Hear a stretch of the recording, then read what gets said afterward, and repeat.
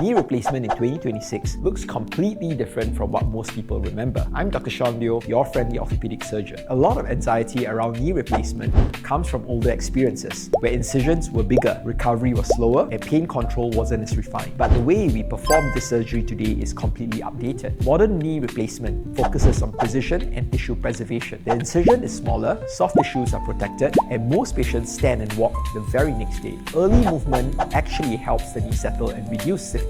Pain management is also much better. Instead of heavy medication, we use targeted techniques that allow many people to recover comfortably with simple oral analgesia. That means less grogginess, more mobility, and a more natural recovery pace. If knee pain is affecting your sleep, stability, or confidence, understanding the modern approach can make the whole journey feels less intimidating. You don't have to decide anything now. Learning what's possible is often the first step towards feeling more in control. You're closer to feeling better than you think.